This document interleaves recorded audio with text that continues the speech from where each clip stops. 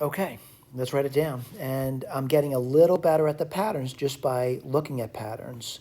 So I'm going to say a cubed plus b cubed plus c cubed plus d cubed. And now I got to be honest with you, writing down combinations is not easy. But the next combinations are going to be like these, a square linear. And so like if you wrote down a squared b, and you were to wonder how many orderings of that were there, you would probably say, oh, I could write down a, b. You could write down a, b, a. These are two letters at a time, by the way. And that's what we're doing, two letters at a time. Or you could write down, let's see, BAA. And there's three orderings. So there's going to be three orderings of these guys over here. And what are they going to be? Well, let's just write them down. I'm going to say a squared b. I'm going to say a squared c.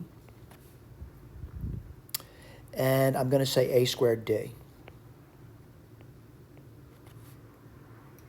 All right? I got those three. I'm going to put some three more down. And I'm going to be real careful with this.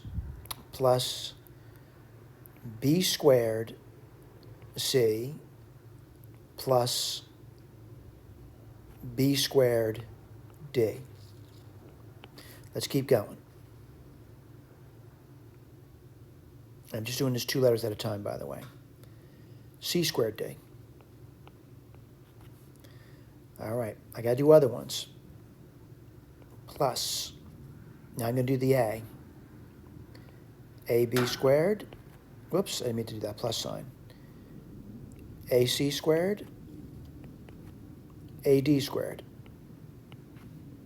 Plus BC squared plus BD squared.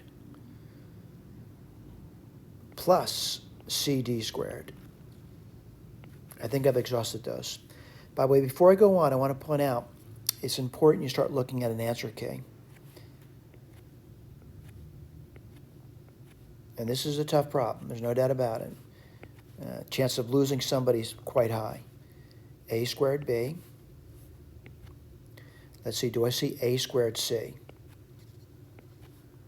Do I see A squared?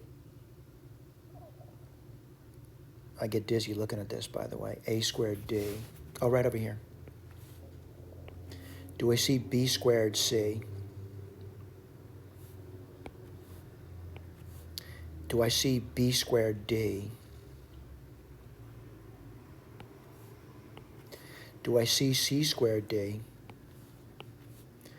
Do I see AB squared? Do I see AC squared? Do I see AD squared? Do I see BC squared?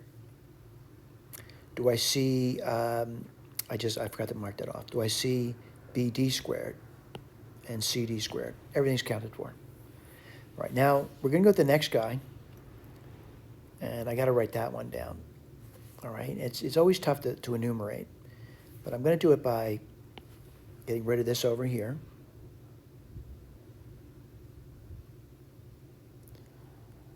And what are you going to get there? Well, it's going to be three at a time now, right?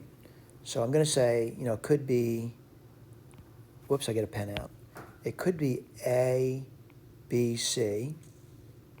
We'll talk about the arrangement of that later, by the way. It could be A, B, D. Let's see, A, B, C, A, B, D. Yeah, let's go to B now. So it could be B, C, D.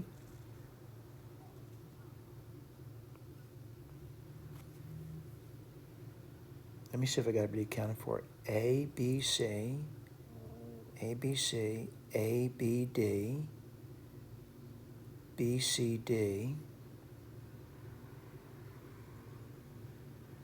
Let me put another one down, A, C, D.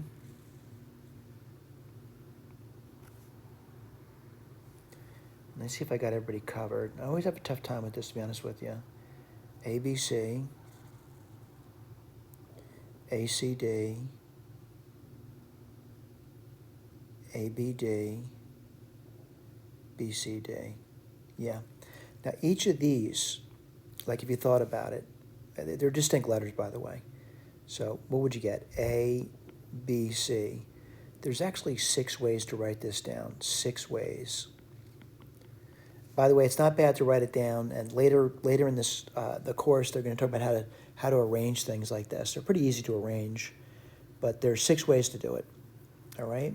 So what do? Coefficient of 6, and I'll write this over here. 6 ways plus 6, and they put those combinations down. A, B, C, A, B, D, plus B, C, D. We'll look at the key later.